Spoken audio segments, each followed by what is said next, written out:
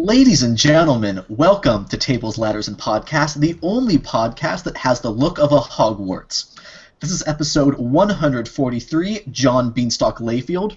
I am your host, as always, Poit, and joining me on the panel to discuss the week in WWE, we have Wehrman. Hello. Afterlife. And Jabba. I have only just recovered from that riveting Raw main event this week. That was really something. Oh, you mean the Big Show Strowman matchup that started 5 minutes into the overrun? Yeah, like I was saying I'm sure we can leave discussion for Raw when we get to our Raw discussion. And I'm sure we're gonna have a lot to complain about for that segment. But first, Mr. Wehrman, do you have any news? I do have a bit of news. First and foremost, this week on Raw, Mark Henry is believed to have suffered an injury to the ribs during his match with Big E. The exact extent of the injury is currently unknown, but the reports I've seen, they believe that he has bruised ribs, not broken. Oh, so that was like a legitimate injury. Yeah, it seems to have come from when Big E was splashing him. Mm-hmm. That's what they were thinking did it. So it wasn't just the entire weight of Mark Henry being compressed down onto that single rib on Big E's shoulder. That may have agitated it. That's the polite way of putting it, I think. Yeah. Let's see. News broke this past Monday that Brie Bella would be retiring from professional wrestling, though the exact time frame was unknown. On Good Morning America yesterday, Bella elaborated on her decision, saying it would likely be, quote, sometime this summer, meaning that she'll likely still be an in-ring competitor at least through WrestleMania. Okay. I mean, hey, get that one last Mania paycheck before you and the hubby ride off into the sunset. And start making all those little cheesy goats. Yep. What did Charlotte refer to that as? Vegan goat babies or something? Yeah, probably. Aren't goats kind of vegan to begin with? I don't know. I mean, they're they're herbivores. All right. If that counts. So, yeah, I guess it would be. I don't know, unless you did, locked them in a room with nothing but other goats and no food, and I guess they would then eat each other, but... Well, I mean, at what point... A natural scenario. Right. I mean, the baby goat obviously, drinks its mother's milk. I don't think you can be considered non-vegan, first of all, as a baby. Secondly, if you're drinking your own mother's milk situation, I don't think that counts. Also, if you're not a human being and don't have a concept of what veganism is, I'm sure you can't exactly break vegan edge. Yeah, but I'm just saying, I don't think if you're at a party and there's a baby, and the baby is eating something, you would be like, no, that's fucking processed, you shitty baby. Like, you wouldn't be like that to a baby. I don't know. I've seen some people who might. Wehrman, did you say vegan edge? Yes. Because I'm kind of imagining, Edge the wrestler with, a Daniel Bryan beard. Well, it's a Scott Pilgrim reference, the whole bit where... Okay. You're going to love this. Hold on. Vegan Edge, get this. Oh, boy. You think you know meat. Okay, so anyway. I'm really glad we stopped for that. Anyway, in addition to Brie's retirement, rumors have circulated that Wade Barrett will not be re-signing his WWE contract when it expires in June. While Barrett has neither confirmed nor denied these rumors, he has gone on record in the past about being unhappy with his current position in the company. Well, why would that be? I know, right? Maybe because his position has been bent over a barrel for the last 3 years? Yeah, he's only spent the last half-decade as the easiest man in the world to defeat. It's safe to say that his soul is still trapped under a pile of chairs. Yeah. How fucking sad is it?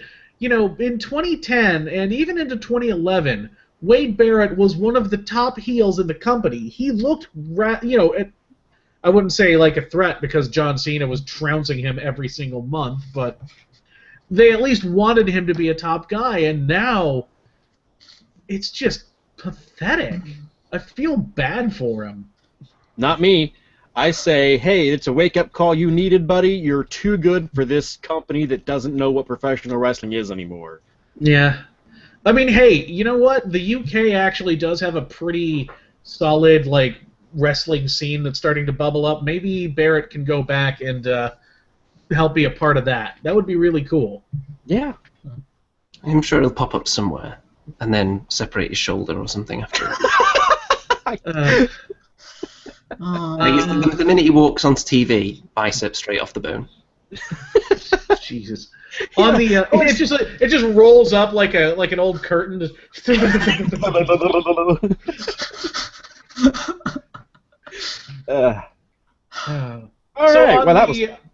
On the opposite end of rumors of people coming and going to WWE, due to alleged pay disputes with AAA, speculation has begun that Rey Mysterio may return to WWE this summer.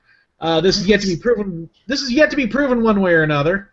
So just take that as complete baseless speculation. But that's one of those things that I hear and I don't really believe, simply because when you have taken a guy as devoted to the company as Rey Mysterio and actively driven him CM Punk style just into hatred for you as an entity. If you had said the same thing last year about Alberto Del Rio, I would have probably. I mean, because he spent like his entire time away from WWE saying WWE is a bunch of racist bastards and I'm never going back. Look where he fucking is now. Yeah, but I would also never have considered him a company man. Possibly. He comes off as a very self-serving individual in terms of at least business, and I would not put in the same category as Mysterio. Well, even if he doesn't go back to WWE, he probably won't. All signs are kind of pointing that he is done with AAA. So he might just hang out at Lucha Underground, which would be fine by me because Lucha Underground is amazing. He probably won't have to actually do that much down there either. It doesn't seem like they have to wrestle that many matches. On the subject of people returning, who we probably don't want to see come back to WWE, on Monday, John Cena posted a rather cryptic tweet. The quote was saying, okay, gamble, take risky action in hope of a desired result. Time to gamble, I think. It's going to be a risky next 2 weeks, end quote. This may mean that he's trying to rush his recovery, that he's going to try and do some, like, I don't know. I mean... Here's a question. Let's say Cena comes back on Monday, and... Which is... If that's what it's going to be, he will probably show up on Monday. Well, I mean, just hypothetically. Let's say that Cena comes back on Monday. Somebody leaves like a roller skate on the stairs inside the arena, and down goes Cena, breaking both knees and both elbows. I thought you were going to go with, like, what's-her-face from Ghost Dad. Let's just say that he just fractures the 4 major joints in the limb situation. Would we as fans be like, darn? Or would we totally be okay with him just needing more recovery time? Whenever we wish injury on someone, it's usually an injury that is going to keep them out of wrestling but not affect their quality of life. The problem is, with Cena, to keep him out of wrestling, you have to negatively affect the quality of his life. I think you would actually have to kill him. Like, I honestly don't... Like, they are going to keep pumping John Cena full of HGH until his head fucking explodes. Yeah. That's hustle, loyalty, and respect they're pumping him for, like, nothing else. I honestly think John Cena could kill a guy and they would still have him wrestle. They Well, would and see, the they thing would is- bust him out of jail and give him the title 3 more times. See, I'm not saying that I want him to die. I'm just saying that as fans who want the billion-dollar company to be worth $1 billion, they can't be held in a holding pattern waiting for John Cena to come back.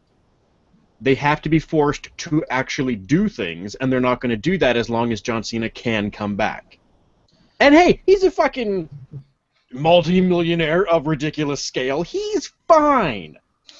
He's fine. So break his knees, and he's still fine because he's got millions of dollars in the best medical care available. So, while it would definitely be good for WWE to, build new stars, not rely on guys like Cena and Orton and such, I did want to see Cena and Undertaker this year at WrestleMania. That may be back on the table because, I mean, Taker and Beef Stroganoff is not going to draw. Well, I don't Who would have look. predicted that? Okay, let's be honest here for a second. And I know this is distracting from everything, but is Undertaker wrestling at WrestleMania a draw anymore? No. Undertaker's last match ever, though, is. And that's why? Because he's a fucking legend, and this is the last time we're ever going to see him. Right, but if you already know it's the last match and nothing matters, does that really matter in any way? I don't think it's a matter of, like, how does it carry on to the next show, unless Taker loses, and then, I'm the guy who retired The Undertaker. But if it's John Cena, who cares? It's the same as Brock Lesnar. I mean, the only reason that anyone should be the guy who retired The Undertaker is if they use it to turn them heel. If Cena retires The Undertaker, he has to go heel because you can't be loved as the guy who killed The Undertaker. You could if Undertaker's already been... Well, see, and it's so confusing because if Undertaker is still being... I'm a cunt for no reason, and I'm just going to kick you in the nuts, and that constitutes the feud with The Undertaker, then technically he would be the heel. Well, even with that, though, even with Undertaker showing up and just kicking Brock in the dick over and over, people still cheered him over Brock. Undertaker has transcended, like, the whole face-heel dichotomy. No matter what he does, he is going to be the face. Just like no matter what John Cena does, he is always going to be the heel in the fans' eyes. Is there any human, alive or dead, that would get booed kicking John Cena in the nuts? Maybe Hitler? I don't know. Kevin Owens? I don't know. No, So. not Kevin Owens, because people actually want Kevin Owens to do things. Plus, the entire world resents Kevin Owens being buried immediately after his incredible debut of defeating John Cena. So everyone kind of sides with Kevin Owens, wanting to see the redemption of him kicking Cena in the nuts. Maybe Baron Corbin. So, a few times a year, I will say how I want The Undertaker to challenge for the Intercontinental title at WrestleMania. How about that? Taker and Kevin Owens. Well, I mean, that would be a hell of a match. I would love to see it. But why for the Intercontinental title? Because it's the one title he's never won. He never held the U.S. title either. Sorry. Okay, but it will complete both his Triple Crown and Grand Slam. Well, if he doesn't have the U.S. title, then it's technically not a Grand Slam. Well, the one He title would be a Triple hardcore Crown champion. the one title that was active for pretty much his entire career that he's never won. Should we go with that? Yeah, sure. If you want to get technical. Although, okay, going back to the subject of possibly wanting WWE superstars dead. Oh my gosh! Apparently a lot of people want Jerry Lawler dead now. This past week, Jerry Lawler tweeted on his Twitter, because that is where you tweet, Thank you. announcing that he supported Donald Trump in the Republican primary. And the backlash from followers on social media was just about instantaneous. People going as far as calling him a racist, calling him a fascist, and people threatening to kill the man for his political opinions. While Lawler has not removed the tweet in question, he has told reporters that he intends to stay out of politics from now on. Probably a good move. Okay, hang on. Why, first of all, why would you say, hey, you know what's a great idea? Since I'm famous and on live national television at least once a week, I'm going to tweet out to the world that I support the single most divisive political figure in modern American history. Then be surprised that people think I'm a douchebag for it. Couple things. One, I think it's generous to call SmackDown live national television. Pre-recorded national television. 2, I don't feel it's much of a stretch to say, hey, there's this guy who I've met personally, interacted with him in various like on-screen backstage stuff. I would like him to succeed at his current endeavor. Yeah. No. Okay, time out. There's a difference. Okay, I know. Like, we've got to be fucking diplomatic because. When have we ever been diplomatic? Yeah, didn't you just wish death on multiple wrestlers? No. All right. Here's the thing, though. None of the shit we talk about on this show is ever about anything serious. We talk about fake fighting. We talk about people in spandex pretending to wrestle. We don't talk about serious subjects on our show. We're not talking about immigration and foreign policy and the economy. Yet. Stuff that can actually get people really pissed off. That could drive up our viewing figures, though. Oh, well, far be it from me to threaten the loyalty of our our enormous devoted fan base. I will say that if Lawler was going to dip his toe into the political arena, he could have picked some less dangerous waters to start with, just to give himself a little taste of it, before jumping right in at the deep end. All I'm saying is Donald Trump is an insanely ridiculous political figure, and there's no way Lawler can't know that. So he does not get a bye for acting surprised that the guy who's been called a racist, fascist lunatic for the last year and it would suddenly have that effect on him for saying, hey, that guy that everyone hates, I like him. What do you think? Oh, gee, now I'm an asshole? Well, yes, you idiot. That's how communicating in the world works. Now, saying someone is an asshole is one thing. Directly telling someone that you are going to attempt to kill them Didn't you is quite another. Didn't you do that to JBL once? I've said many times that I hope JBL dies. No, I have never said I am going to kill JBL. Didn't you say you hoped you could attend an event and kill him? Possibly. In fact, almost definitely. But I have never gone directly to Mr. Layfield and said, I am coming to kill you. You've got to leave yourself somewhere to go, though, in the future, haven't you? You don't want to peak too early. Oh my gosh. There's always room to fall. Yeah, there's always room If WWE has taught us anything, it's that it can always get worse. Whenever you think you've hit rock bottom, there's always the basement. Yeah. I do have one bit of good news. Potentially good news.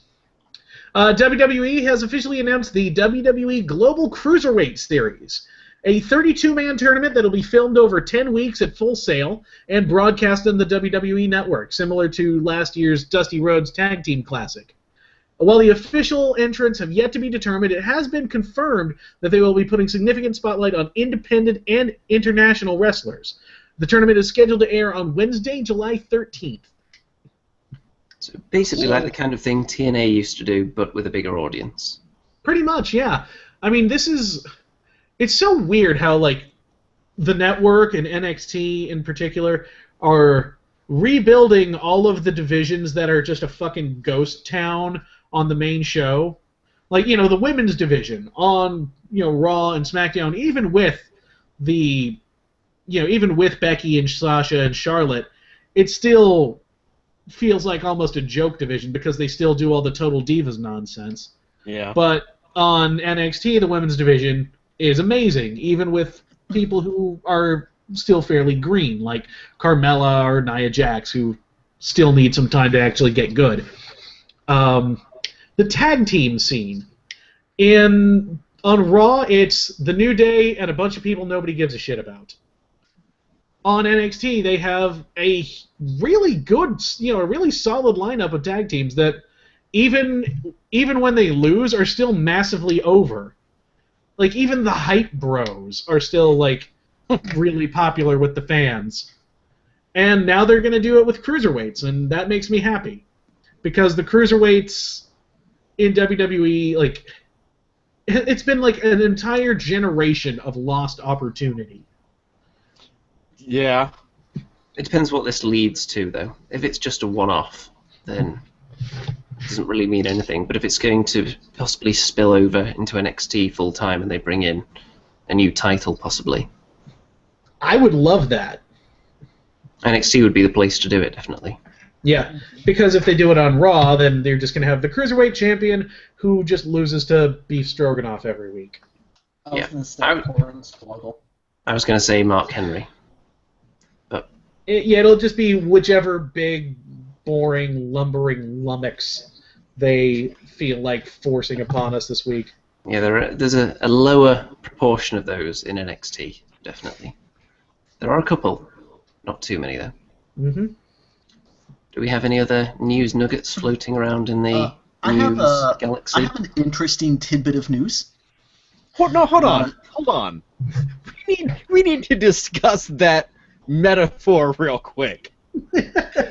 Are there any news nuggets floating around in the news galaxy? Yep. What the fuck does that mean? Are there any more remaining crumbs on the news plate after we've finished off the majority of the news pie? In space, apparently. Yeah, Yes. but in While on space. course for the news sector. I have some tasty crumbs. Oh God! Don't say Well, that. Wait. set a course for it in Warp Factor 9. Okay, so Ugh. John Cena said, this was last Wednesday, that his new reality show, American Grit, will be premiering on Fox on April 14th. Interestingly, that is a Thursday, meaning that the show will, I believe, be competing with SmackDown. Interesting, you say. That's an odd choice. We just shit on Points News. What? I don't know.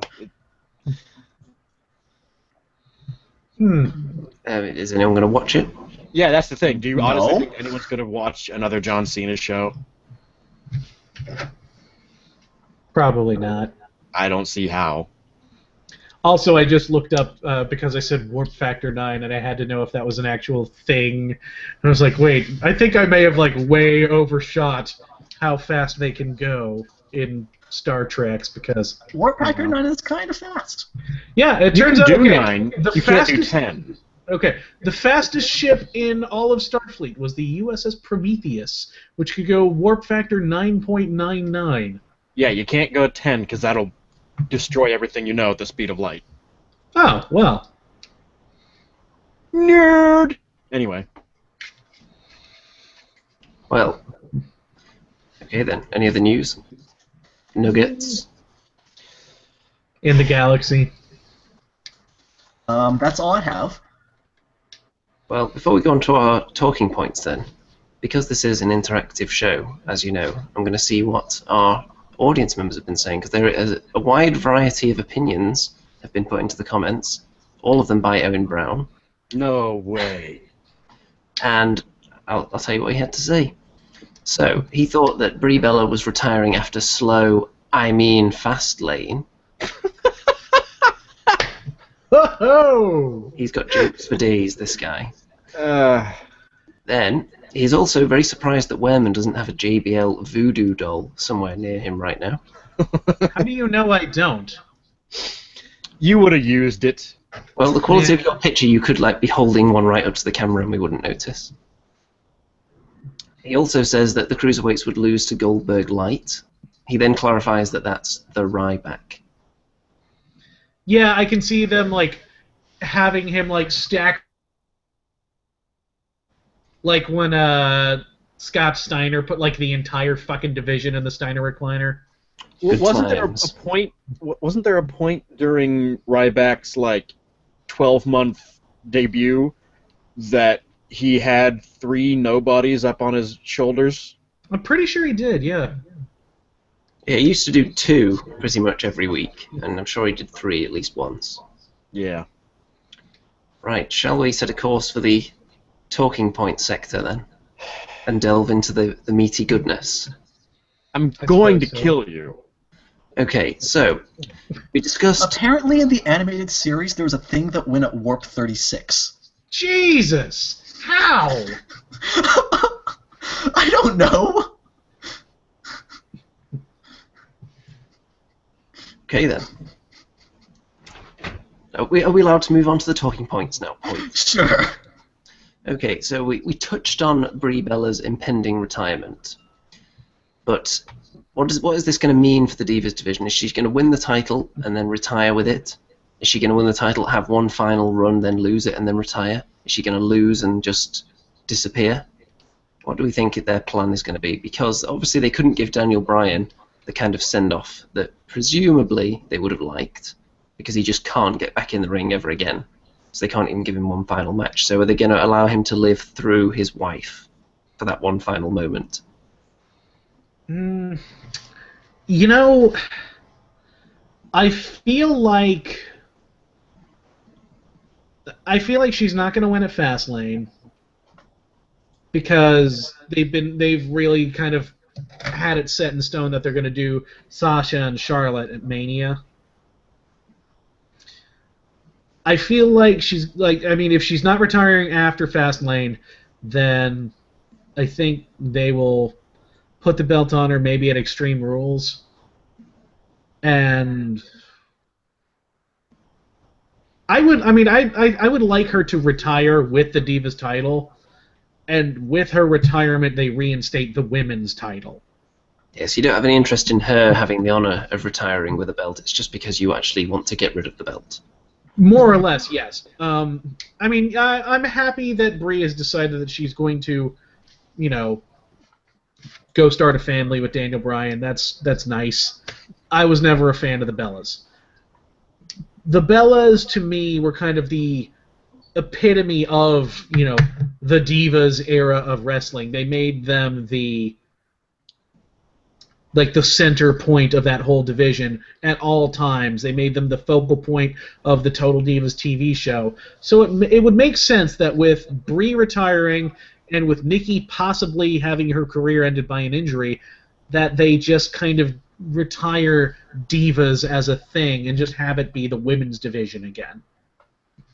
That would be so nice. It would be about time. People have been asking for it for years. Well, You could say that about a lot of things, though. Yeah.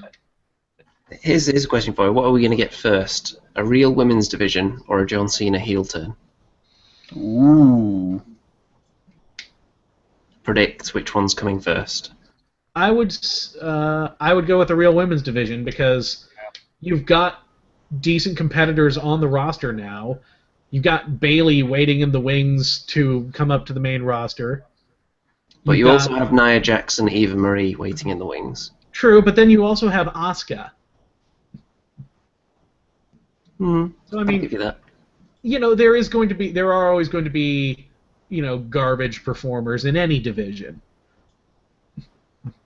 So, should we move on to our next talking point if no one has anything else to add on that? So, Kevin Owens, the new Intercontinental Champion, in an impromptu 5-way.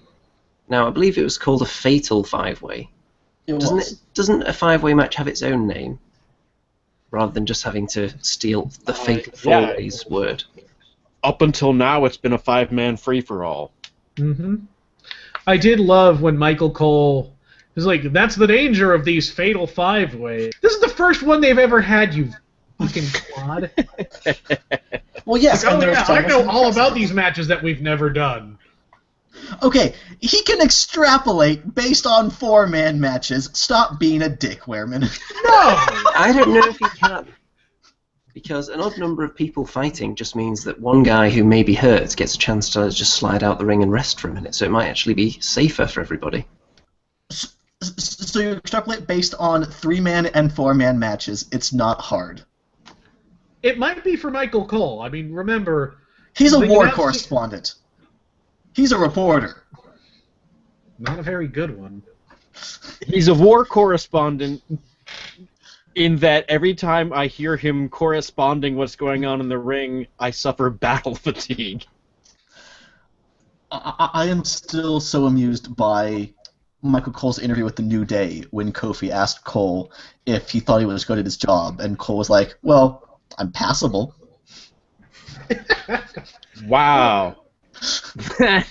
That might be the most out of kayfabe thing he's ever said. Like Michael Cole just shot on himself. Oh God! Oh God! There's an image for you. Don't say that. Okay, now I got it. On the topic of the Intercontinental Championship, so that means it's not on Dean Ambrose anymore. And we were thinking, well, he's in the Fastlane main event for a chance at Mania, but he's already a champion, so that means that he actually has a 0% chance of winning. Now he no longer has a belt, which surely elevates his winning chances from 0 up to at least 0.1%. At least. So do we think that's a possibility, or does this at least give us a little bit of hope so we can enjoy the match a bit more? I honestly think that they might be pulling a WCW, let's wait to the last damn minute to make this decision. Because I think so too. Because they know that Roman just isn't doing what they want to make him do. Maybe they finally accepted that there's a possibility that he's not what they want him to be, and that Dean Ambrose is. I have heard, and again, this is all heard from a guy who knows a guy who knows a guy, and so on and so forth. But I have heard that Triple H is actually much bigger on Ambrose than he is on Roman Reigns, and that he's going to try and basically override Vince's decision on this. That would be nice. If he could pull it off, I think we would It do a bit of a U-turn in our attitude towards Triple H and his entire career, I think. It would certainly help. Yeah, if you had told me up until, honestly, this last week that there is a chance that Dean Ambrose might be main eventing WrestleMania, I would have said absolutely not. But after seeing how things went down this week, and even the week before when he did his whole bit with Brock, I don't know. I'm still mostly certain that they're going to put it on Roman just because they are terrified of new things. Yeah, they put so much momentum into it that they would be afraid of changing course at the last second. I mean, but they've done it before for the last 2 years. Right up until the very last possible second, the main event of WrestleMania has been in flux. WrestleMania 30, they had it set in stone. It's going to be Batista and Randy Orton. And then, the week before, they're like, oh, fuck, I guess we'll put Daniel Bryan in it. And last year, it's going to be Brock Lesnar and Roman Reigns. And then the day WrestleMania went on, Vince was like, oh, shit, I guess we'll put the belt on Seth Rollins instead. They have to know that Roman isn't working. They're just trying to... My question, though, because I really do think that this activity hints to the idea that they know something's not working, and so let's just pretend that's a given. Let's say that they know. My concern is that they still genuinely don't know why. That they still don't understand that it is because you are trying to force feed something instead of letting a show develop naturally. I still just I can't believe that they figured that out yet. I'll tell you what the problem is. It's the old square peg round hole thing. But the thing is, if you take a big sledgehammer and hammer a square peg hard enough, then it will actually slot into the round hole a little bit. And that's what happened when the fans started to accept Reigns a bit. But now that he's fully in there, no matter how many times you keep beating it, it's not going to come through the other side. Ever. That's just not going to happen. He is wedged firmly.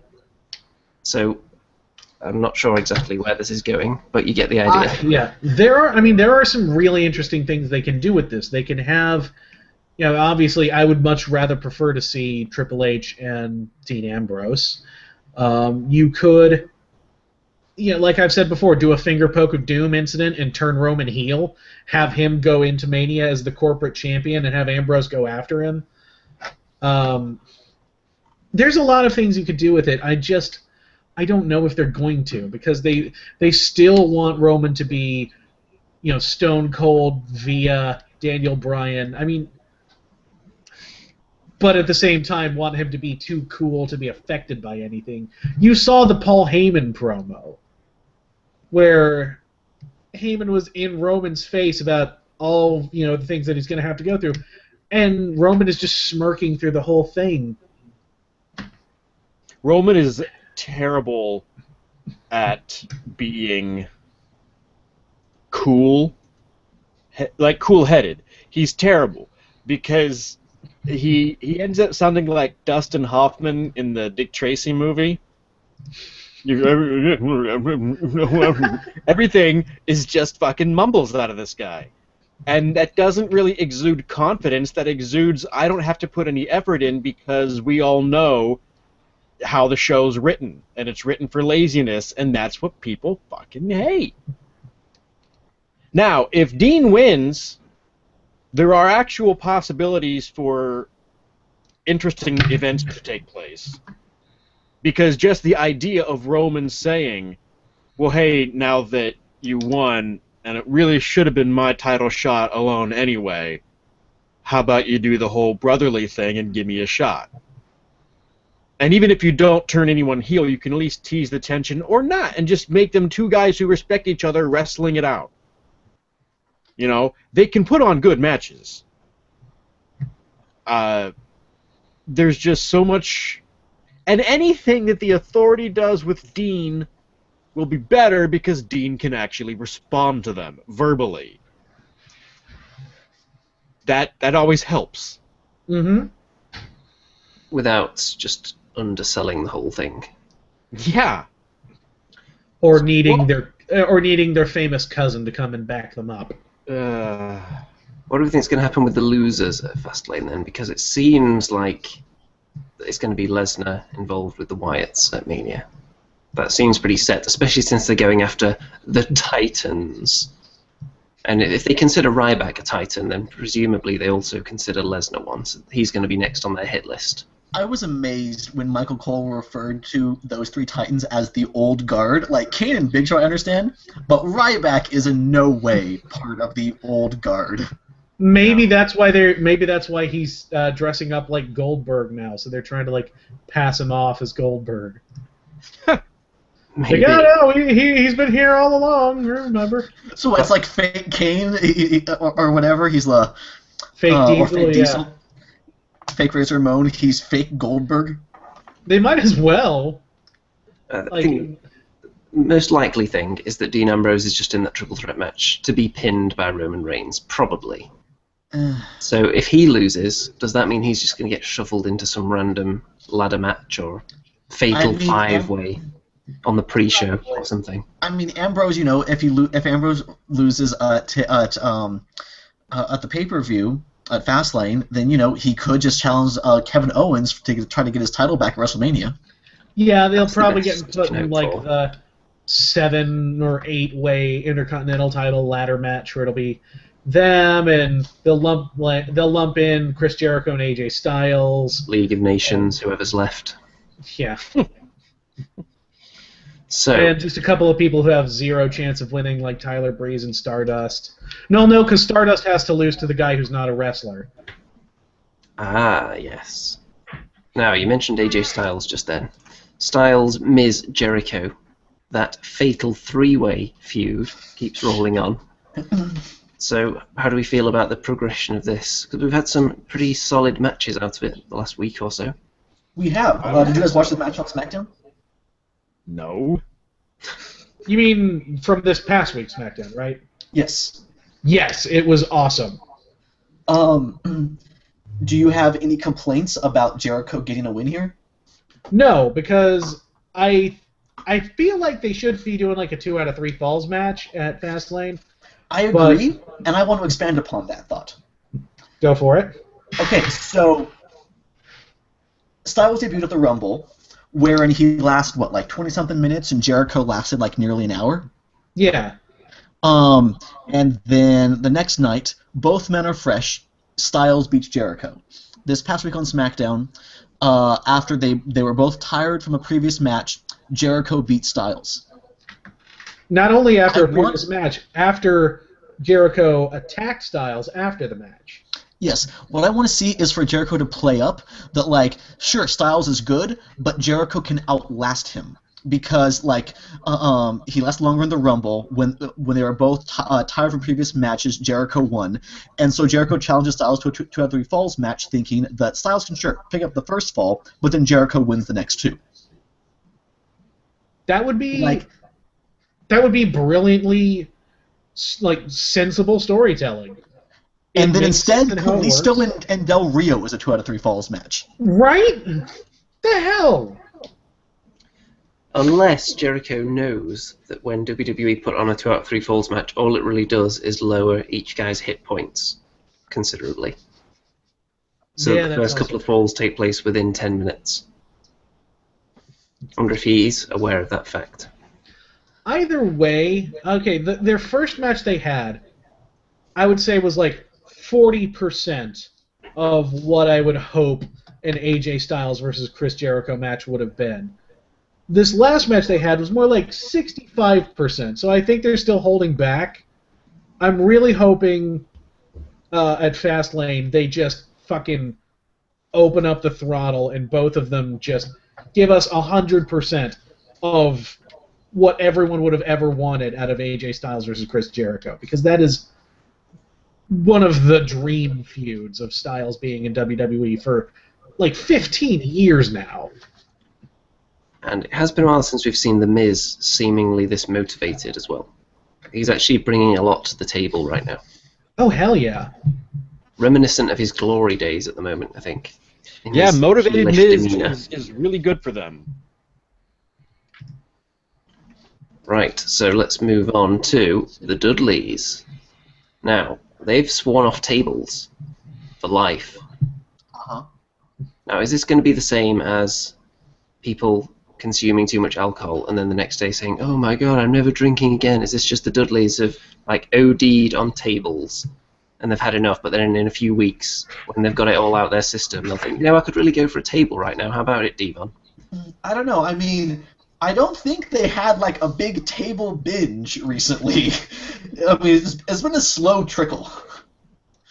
I do like the motivation that they have. The whole, like, fuck you guys for thinking we're just a nostalgia act. We're the most dangerous tag team in the world. We're going to remind everybody that we're, these badasses by just beating the shit out of people and not relying on the weapons that people think are like a gimmick or a crutch. Yeah, that's refreshing, if nothing else. Yeah. And they have been beating up the Usos, which is always nice to see as well. That's always refreshing as well. Oos. So, Shut up. should we talk about something stupid from Raw? Of course. What else are we here for? So we've had mild complaints about Del Rio's new finisher up to this point. The one where he jumps onto someone's chest in the corner. This week took it way beyond Randy Orton elevated DDT levels, which sounds like a test that he took and he failed. And yeah, you get the idea. Liver Well, he enzymes or certainly did something. fail. So Sin Cara, on the ropes, putting in so much effort to suspend himself in that spot so that Del Rio could land on him. For like almost a solid minute. Like he's just hanging there while Del Rio's taking his sweet ass time, climbing up the ropes, taunting to the crowd, doing his little taunt. It was a little awkward. And then he just hits it flush. In fact, he hits it pretty fucking hard, actually. Yeah. Yeah, Is I it- wouldn't be surprised if Sin Cara went back on the injured shelf. Yeah. I love that for some reason Del Rio just hates Sin Cara. Like, no matter love who's that under the shit where- mask.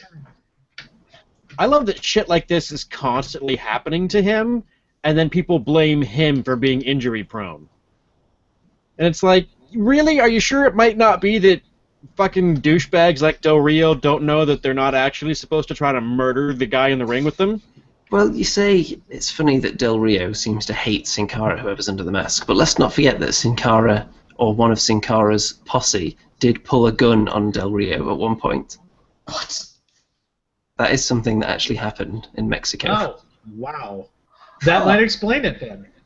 But this guy isn't the original Sin Cara, though, so I Yeah, I don't, was it's saying, he hardly wasn't fair even to called carry on Sin that Cara grudge. back then. It's a new name. It's a completely new person, so I don't think he's justified if he's still holding that grudge. Really. Do you want to talk about something else stupid? Yes. Yes, let's. Maybe the stupidest thing from Monday Night Raw. So we talked about the Fatal 5-Way match that was a really solid opener.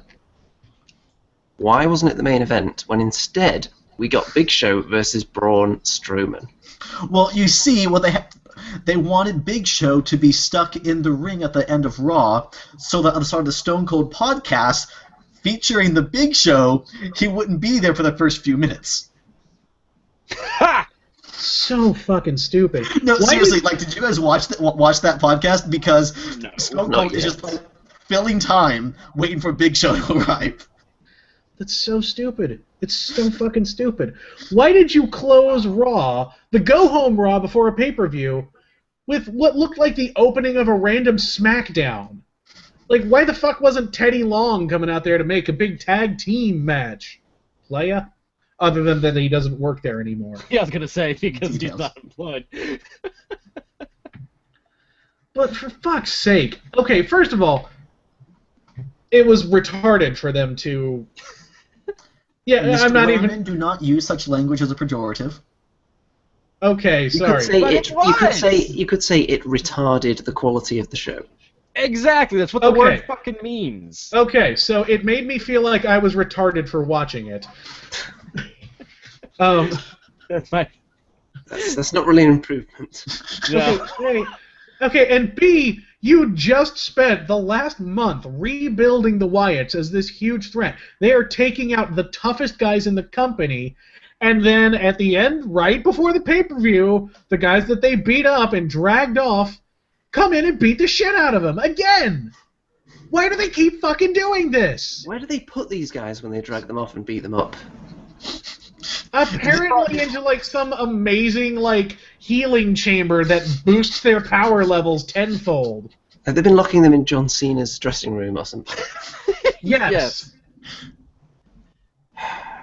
They didn't even steal Big Show or Ryback's powers this time. So what did they even get out of it?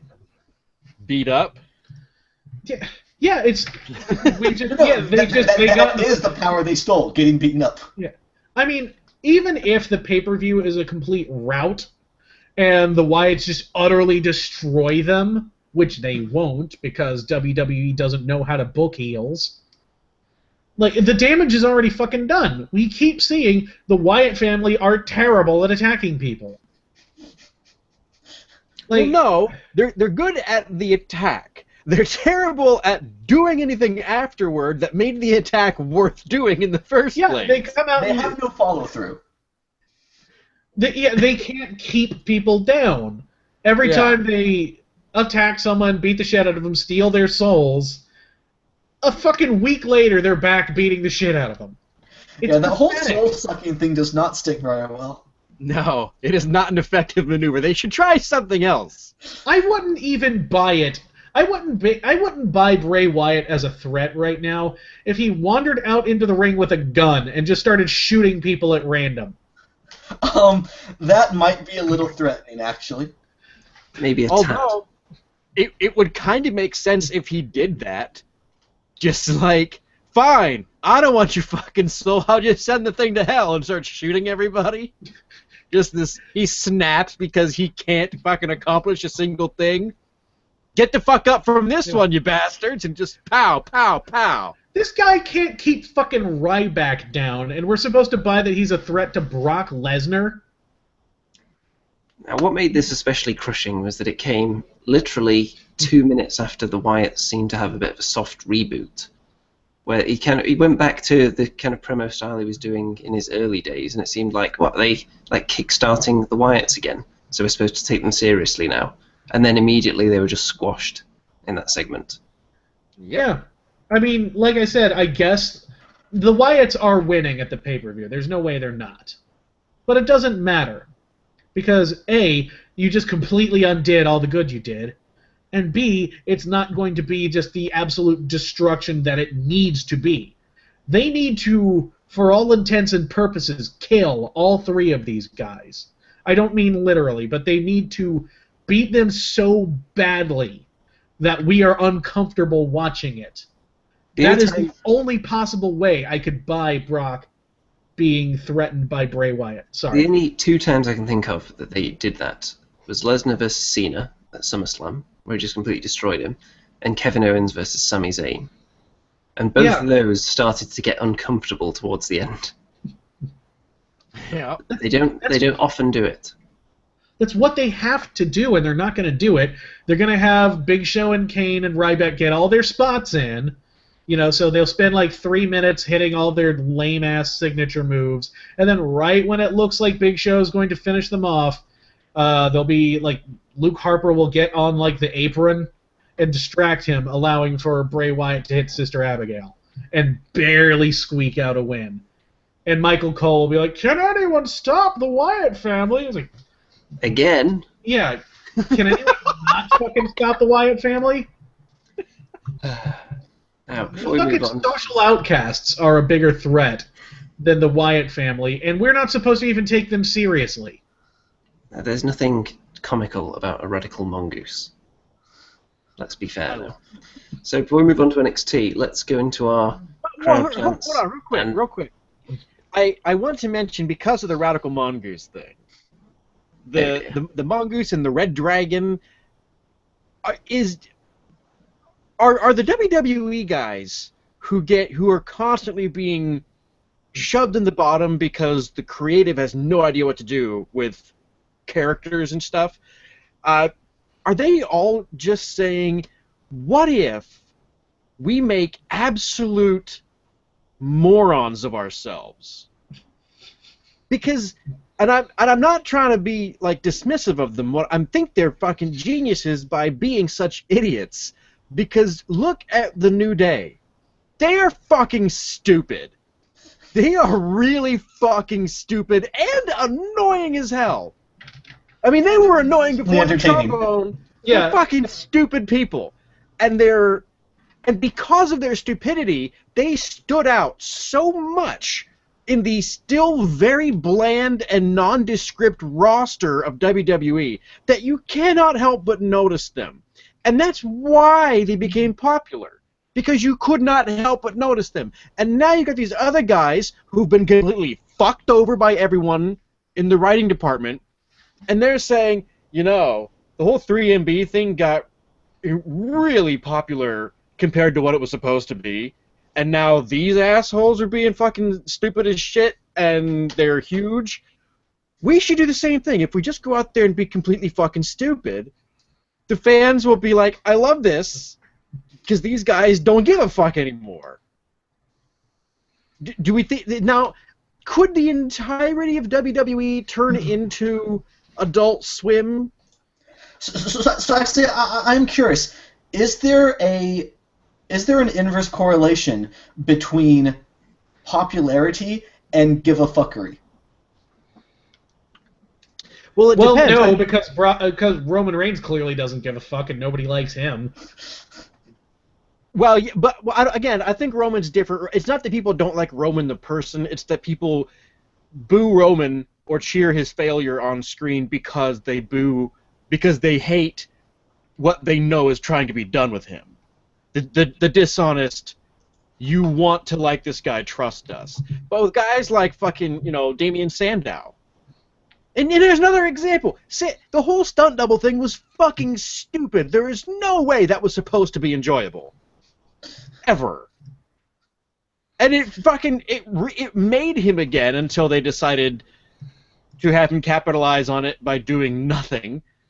But I just wonder if we think that there might be potential for every single character to get so fucking stupid and like intentionally stupid that it just resembles a 3-hour brawl on fucking Aqua Teen Hunger Force. I wouldn't be opposed to that, but I mean, then again, my long history with stupid wrestling characters. Yes, I do. I wonder, and Nick, and the thing is, if you had 30 guys on the roster who were just fucking stupid like this, would that turn you away from watching it as a wrestling fan, or would you say, I can't just turn this off? It would be a huge step up from what we're seeing now. Yeah, even having stupid personalities is better than having no personality. When was the last time Raw was not a chore to get through?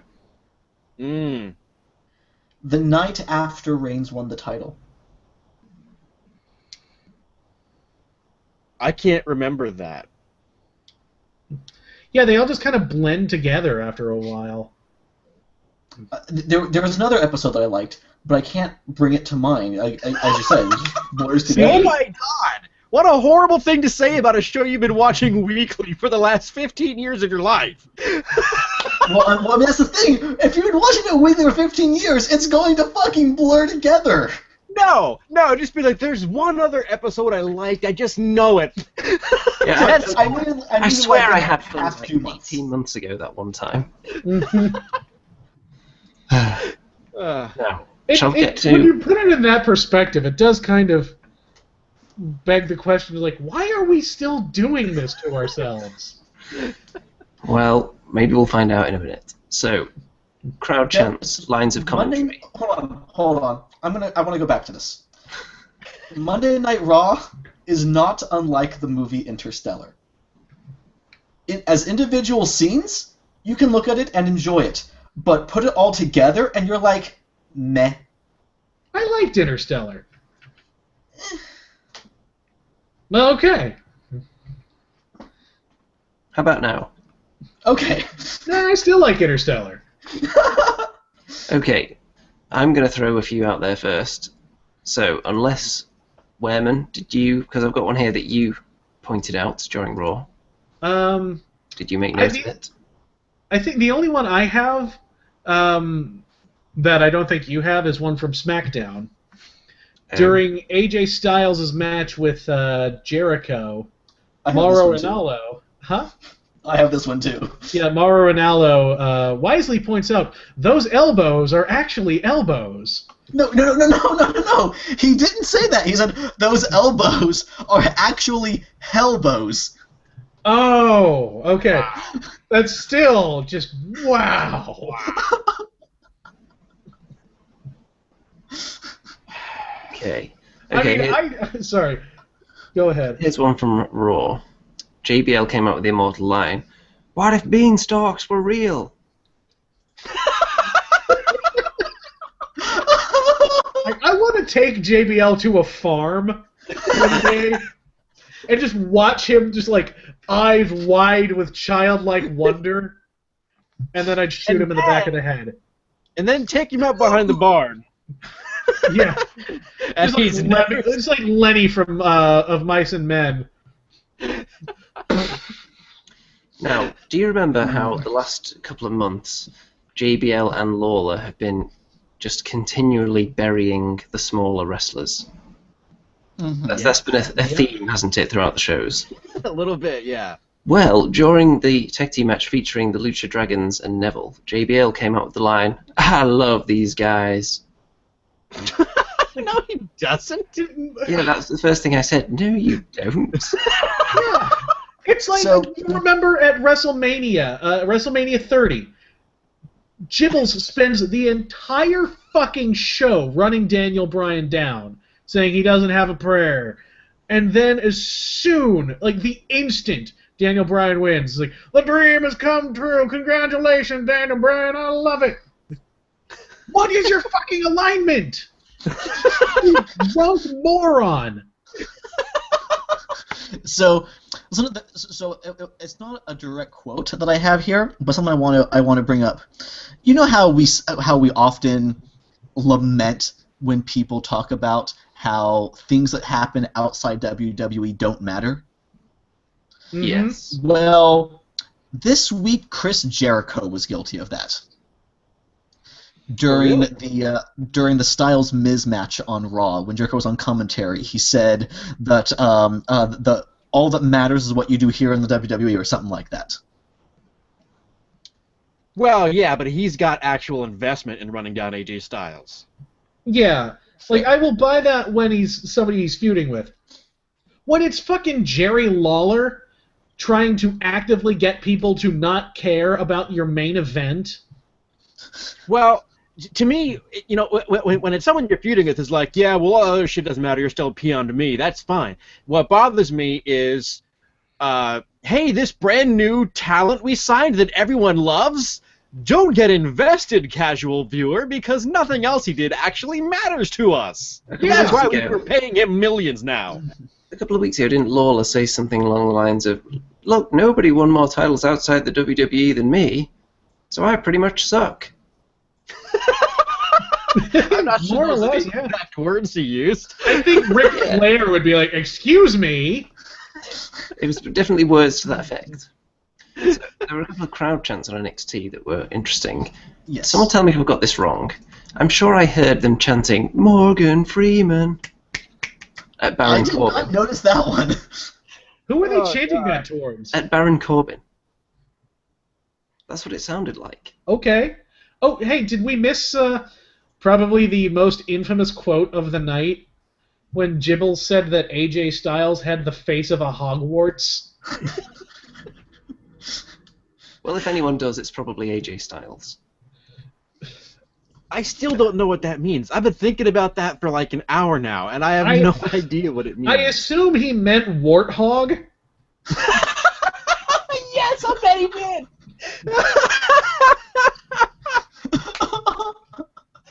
I just said it backwards because he's a fucking idiot. Okay. No, he's just a huge Harry Potter fan. Well, he does I also sit took next note to of. one, or near to one. I also took note of the NXT crowd told the Drifter Elias Sampson to drift away. A lot. Yes. Yeah, he's going to be the new Baron Corbin, isn't he? At this rate? Oh yeah, he totally is. I also have another line from Mauro Ranallo from SmackDown. Naomi taking care of business with this cavalcade of kicks. Also, while we're talking about Naomi, that like French can thing she's doing now looks awful. Oh my gosh, that was so bad. That like, What? yeah, she did like instead of doing like a flurry of punches where you're like and just wailing on somebody, she does kicks. She's like she starts kicking and then just goes like back and forth like she's doing a French can. Da, da, da, da, da, da, da, da, da, da, da. It is really bad. It is the dumbest fucking thing apart from her actual finisher. As far as I'm aware, it's pretty much the one way to guarantee that you're generating zero power in any of your kicks to do it like that. Yeah. I did not take note of the exact verbiage, but you reminded me of someone in the crowd on SmackDown had a sign that said, "Naomi, give me a rear view." Oh, classy. There's always one, isn't there? I'm sure there's more than one. So, shall we move on? Oh, no. More? I saved the best for last. Uh-oh. This is from the Stone Cold podcast with Big Show. Oh, God. Okay. This is going to be really disappointing now, isn't it? Possibly. Big Show, when talking about how nervous and scared he was for his debut title victory against Hogan, he said, "If you had put a piece of coal up my ass, I'd have made you a diamond." Well, I see he's a Ferris Bueller fan. I mean, it sounds like he'd at least be a moderately good fuck.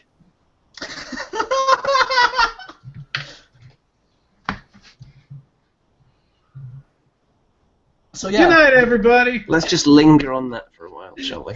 Yep. Just think about Big Show's prowess as a power bottom.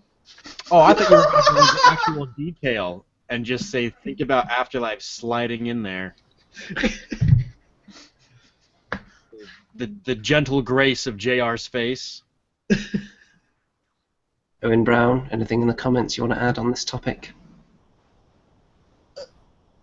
The floor is yours, sir. So while we're waiting for that response, shall we talk about I'm NXT? reminded of Triple H saying that even his 747 looks small when it's flying into the Grand Canyon. It's true. Also, who the fuck flies a 747 passenger plane through a canyon? That is some reckless flying. Jesus Christ. You're going to get hundreds of people killed. So, That's probably true. Owen Brown simply responds, "No." How very, Okay, so NXT. how very Tomko of him. I would say we need to get Owen on the show at some point, but then we would have literally no one watching. So, let's talk about NXT, shall we? So, who wants to talk about the NXT women's division? Because it's having a little bit of a shake-up right now. So, I mean, first off, have we seen Carmella put on, like, a match this good before? Have we seen her put on a match, really? Not really. I mean, did she have that match with Emma a couple of weeks ago? It was pretty That's good. true. In fact, it was last week. She did a couple of all-right matches, and then she actually got the number one contendership in a battle royal, which, of course, doesn't count. So that was the first time we've seen her have a lengthy match of any consequence. It was pretty good. I do think it is interesting that for a potential Bayley versus Asuka match. Yes. I feel like Asuka is going to be the one who takes the title off of Bayley. Ooh. Because, I mean, you've had the people who picked on her, you've had the people who, turned against her, you had just the big monster, you've had her best friend who, there's the dissension in the ranks, and then you just have somebody who is straight up better. That, I feel like, is the only person who can beat Bayley. Mm-hmm. As a person who is like, you know what, you got me, she's all yours. I mean, Bayley's already beaten everyone else. Yeah. Here's the thing, though. Does she have to turn heel to defeat Bayley? No. No. Are you sure? Because beating Bayley is like burning teddy bears or something in front of children, isn't it? No, well, okay, beating Bayley, yeah, that's heartbreaking. I don't think she has to turn heel in order to do it, as long as they play it off as an actual sportsman-like competition. As long as it's not a feud. Well, honestly, I don't think Asuka has the ability to play a heel because she can't speak English. But she already looks so evil. I don't think she really needs to speak. I think she could just attack people violently. People that we actually like, instead of people that we hate. There's that. Yeah. I mean, just imagine the build to that. Like, Asuka like does a heel turn, like beating up Carmella, Bayley's best friend. Yeah, I mean, you could honestly, like, she could honestly be the Brock Lesnar of the women's division and just, point out, well, Bayley, you can't beat me. You've seen what I've done to all these other women. What have you got? Mm-hmm. I don't think that they're going to turn her, though, because I feel like they still want to do Asuka versus Nia Jax as their big money match. The fact they look at that as a big money match. Yeah. So, what about the tag division then? Actually, before we move on from the women's division, we also had Alexa Bliss versus Cameron. Who is the heel in here? Cameron, because Cameron sucks. Okay. Also, I cannot wait to see Alexa Bliss a year from now, because she's already getting very good. I think a year from now she's going to be great. Do you think she'll still need her sidekicks in a year? No, but I hope she still has them. Because I like Blake and Murphy enough that I want to see them around. For the sake of their employment, they better hope that she needs sidekicks. Because that's all that's keeping them in business right now, I think. Well, plus having two henchmen is really kind of the only thing keeping Alexa Bliss from being like bargain basement Sasha Banks. Damn. Well, I didn't mean okay, not like bargain basement isn't she's not good, but she's not as good as Sasha Banks. You drew damn out a point. So, tag division. Yes. Enzo and Kaz. We're not sure exactly what's going on with them, but we think they're probably going to get called up. American Alpha were very entertaining this week, and they're definitely in prime position to take the titles, I think. Something that I did note is that the last time that there was like a random 8-man tag match, two facing versus two heel teams, American Alpha were a heel team, and they ended up, I think, taking the fall to Enzo and Cass. Oh yeah. The tables have turned a bit. I think definitely Mr. Gable. The little promo bit he did this week, the backstage segment, that was probably the best part of the show, in my opinion. He's a funny dude, and the comparisons to Kurt Angle are not inaccurate. He is definitely like a goofy Kurt. Yeah, I keep saying it's like American Alpha is like those Doctor Who specials where he crosses his own timeline and the new Doctor has an adventure with the old Doctor. So it's like goofy 1999 Kurt Angle teaming up with serious mid-2000s wrestling machine Kurt Angle. Now, the thing with his tag team partner, though, he's good in the ring, but he's not quite as natural on the mic, is he? He's still in that really forced wrestling promo. Which is fine. I mean, it's fine for a tag team to only have one guy who's great on the mic. Yeah. Even if the other guy keeps talking a lot, though. But so he definitely does not talk as well as Gable, but he's not bad, and it's getting him practice. He's on NXT to get better. That's the point of NXT. Well, hopefully, because at the moment he's in kind of the we're gonna beat you next week kind of mode. I mean, it's at least getting him more practice at talking. Elias Sampson is getting. Well, at least he hasn't gone. So he's not the worst promo guy that they have under contracts right now. So, anything else to discuss from NXT? Not really. Looking forward to tonight's show. Yeah. Now, Is tonight when we have Joe versus Zayn? Yes. Nice. did anyone watch the recent Lucha Underground episodes? Not yet. I'm getting there, but I haven't done it yet. I watched the first 3 episodes of Season 3, so I've got a few things to say. I'm not going to spoil anything, but it seems like the whole tone and look of the show, it seems like what professional wrestling should have evolved into to keep pace with current TV entertainment. And Wehrman's dropped out just as we start talking about the show that he religiously watches. Yep. But it's very character-driven. Oh, Erie's back. Are you back with us, Mr. Wehrman? Yes, I am back. I had some technical difficulties, but I'm back. Okay. I was discussing the tone of Lucha Underground and how it seems like what professional wrestling should have evolved into if it wanted to keep pace with modern entertainment. Would you agree with that? Absolutely. Like, I feel like there were really only two directions wrestling could have taken once the veil had been lifted of kayfabe. Either you double down on it and go full on like New Japan, where everything is still treated as a very serious sport. Basically present it like MMA. Yeah, present it like MMA and just say, it's a work show, but holy shit, these guys are incredible. Or you go in the opposite direction like Lucha Underground or like Chikara, which is why I fucking love Chikara, and just make it into a full-blown comic book.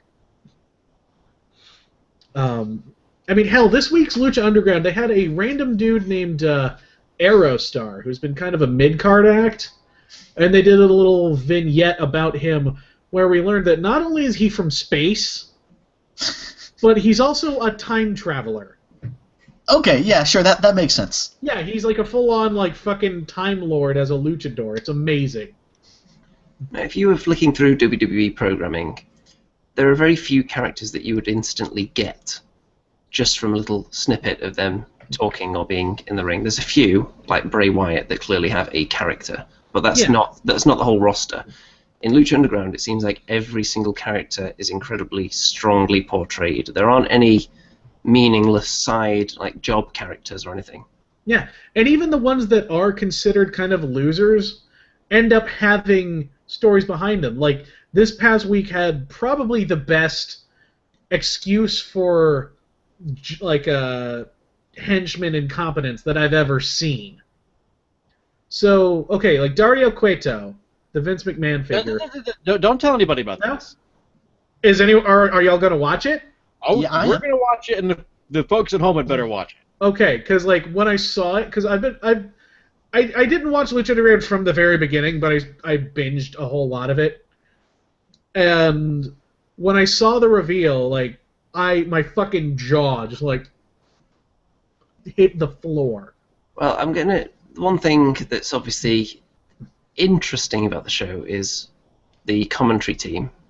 Of course, Matt Stryker and Vampiro, and some of his lines are odd, to say the least. They're not exactly Taz in style. He brings his own unique flavour of strange. So I made a note of a few lines that stuck out to me that don't contain spoilers. Okay, here we go. Man, that is a fresh ass. I am intrigued. There was then a really long pause, and then he continued the sentence. I think he said, like, get up. He was talking about the guy's outfit. But it was a really big gap between ass and the next part of the sentence. I hate it when a fresh ass has a huge gap. They need to be more like the Big Show, right? Mm-hmm. Here's something he said to Matt Stryker. You look like sugar.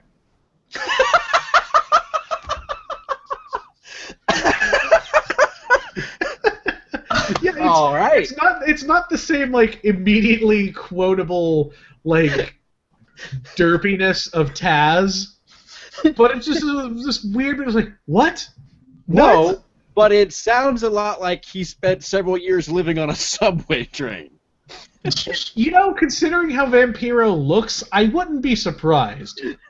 Here's the next one. I'm not going to punctuate this sentence the way he did because it's funnier if I don't. So here's this one. This is the best, I think. He's the man, bro, period. That's what it is, man.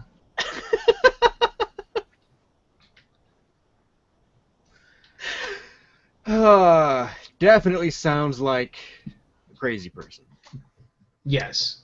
See, he doesn't call anyone daddy, as far as I can tell.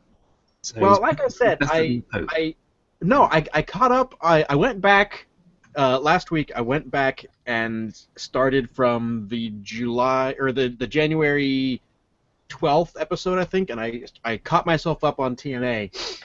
And while when Pope started, he had a very Booker T kind of feeling to him, where it's not like where you hate him like you hate JBL or Michael Cole, but Booker T relies a lot in his commentary on his catchphrases, just like spitting out, just whatever catchphrase applies with the greatest of ease and shucky ducky, all that garbage. And Pope used to do that. When he started, he was very catchphrase oriented, calling everybody daddy, daddy, all that shit. And the Pope says this, and catching up the last 5 or 6 episodes, he hasn't been doing it. I don't think I've heard a single daddy in those 5 or 6 episodes, to be perfectly honest. Like, it feels like he got comfortable with his job and is actually an effective other half to the two-man commentary team now. Well, that's good to know. It's that, and TNA in general, like, and I was talking to Wehrman about this a day or two ago, where I was like, it's amazing. I mean, like Abyss still has Abyss's music. The guys who've been around still have their music, but every new stable and new character is getting incredible music. Yeah, and I'm pretty sure a lot of it's being written by Billy Corgan. Well, that's the thing. Like the Decay's theme music sounds straight out of one of the Smashing Pumpkins song from Lost Highway.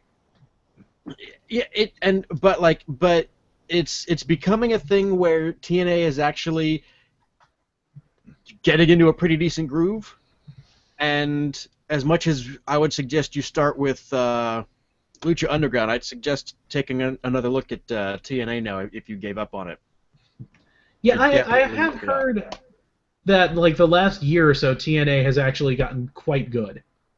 So I'm gonna have to give it another whirl. They've had management changes, and a lot of talent has been reappropriated, stuff like that.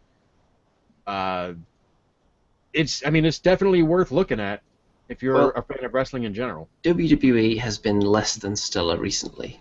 NXT has been good, but it's always like the escalator to nowhere. So you know what's happening when they finish in NXT. Yeah. So we do need to broaden our wrestling palettes a little bit, just to keep our sanity and to keep our interest in wrestling high. Yes. Especially over the last year or so, my interest in the wrestling portion of a wrestling show is kind of at an all-time low. Just from watching so many WWE matches that have no consequences. So does it really matter who wins this match? So why should I even pay attention to it? So I'm not even looking at the screen part of the time. Yeah. So anything that could get my passion for the in-ring product back would be good. So we'll see if any of these new or improved shows can do that. Now, I think we've pretty much covered everything for the week. So, Mr. Poit, are you armed with a drink? I am. Okay. Well, take it away, social media ambassador. Well, as ever and always, I would like to do a quick shout-out to our friends over at the Game Buoy Video Game Podcast, your stop from left of center gaming news and reviews. In addition, I invite you to give us your thoughts. Suggest talking points of your own and tell us what you thought of the week in wrestling by posting comments on this video, by tweeting at us at Tables Ladders, or by replying to our posts on Facebook. We also ask that you follow us on Twitter, like us on Facebook, and share our posts. Rate us and subscribe on iTunes, and shop on Amazon.com using our affiliate link. All of these links can be found on our Podbean page, tablesladderspodcast.podbean.com. With that, all that remains to be said, TLP, everybody. TLP, everybody. That is a fresh ass.